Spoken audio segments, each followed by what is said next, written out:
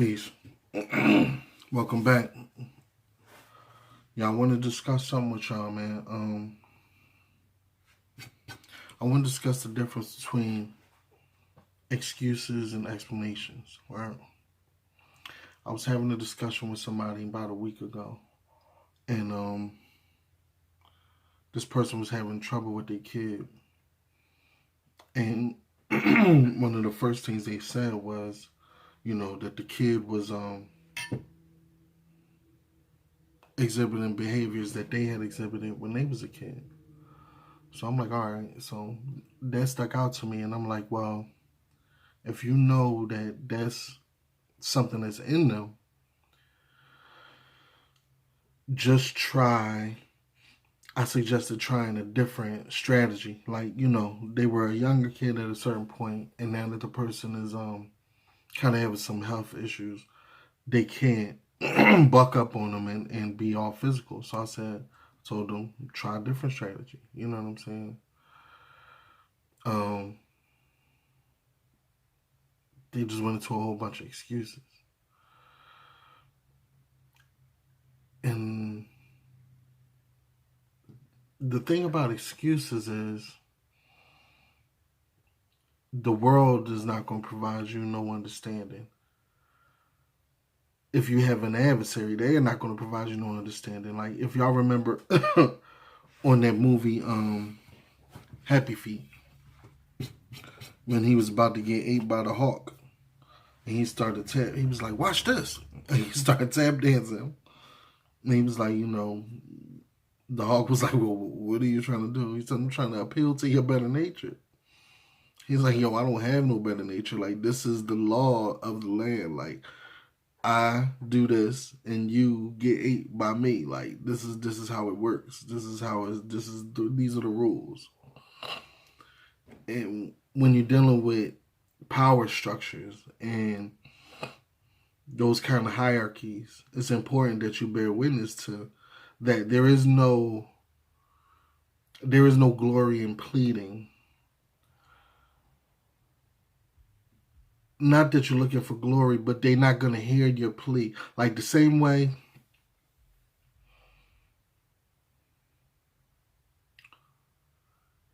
if you ever stepped on a bug before, did you ever stop and wait and listen to whatever the plea for survival that bug was giving you? No. Y'all don't even speak the same language. And in your brain, they can't even communicate to you. You just had your will with it. Those are the rules when you're dealing with power. You know what I'm saying? That's why knowledge is not power. Because knowledge is information and power is the ability to change things. You know what I'm saying? You can have all the knowledge in the world, but if I pull out or if I press a certain button, you're going to see the difference between what you know and my power. You know what I'm saying? That's why money is not power also. Because a person without money that has power can get a person with money to do a whole lot of shit. You see people get robbed all the time. If I put a gun in your head and say, go empty out your bank account, that proves money's not power. In that moment, the ability to change your life or take your life is the power. But furthermore, when a person is using excuses, I'm going to give you a thing that I learned. And I don't know if you ever made this observation. Like I said, I study people all the time. But have you ever noticed that there's a certain voice that you use when you give a person an excuse? You know why that is? Because you're asking for something.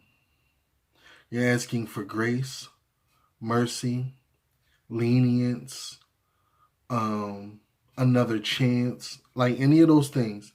When you are giving somebody an excuse, you put on a voice of smallness because you are asking for, you are conceding that they're in a position of power, as opposed to, and what I like to say is, You give someone an excuse when you're sitting down.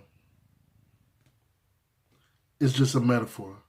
You give people excuses when you're sitting down. Excuses is sitting down. Meanwhile, explanation is just a reason. It's a statement. It's not a question. You're not asking for anything. You're telling somebody what it is. And you give explanation standing up. And people treat you accordingly. I've been in employment positions where I've acknowledged a mistake that I made and was proactive enough to bring it to my higher ups and say, hey, I actually dropped the ball on this thing right here, and, if you give me a minute, I can clean it up, whatever the case may be. And they'll say, oh no, Tislam, like, because of that, we do have to process this to the extent of the policy. I'm like, damn, that's corny. But then I've also experienced these same people in other events, in instances where they might bring something to my attention, like, oh, you messed up on this right here.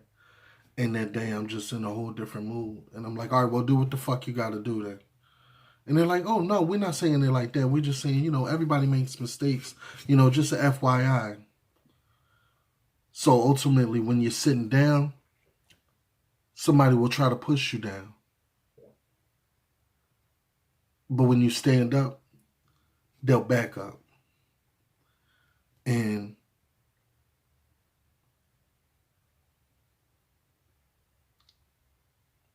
hopefully you can find some value in that. You know what I mean?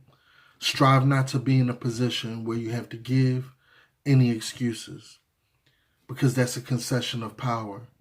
That's a concession of saying somebody is in a position to grant you leniency or mercy or something like that if they decide to. That's the wild thing about excuses. Because if they don't decide to, like if they don't decide to give you that grant, even if they do decide to, but even if they don't decide to give you that mercy or grace or whatever it is you're asking for, accepting your excuse, they know you weaker than them. They know, and even if you're not weaker than them, they know you see yourself as weaker than them in that situation. So never give nobody no excuses. You can give somebody reasons, and you can give somebody explanations, if that. Because honestly, I'm not big on explaining myself to people either. But just notice, moving forward, the difference in when you give somebody an excuse versus when you're giving somebody an explanation. Just the feeling in yourself, let alone the actual physical tone in which you will use in those instances.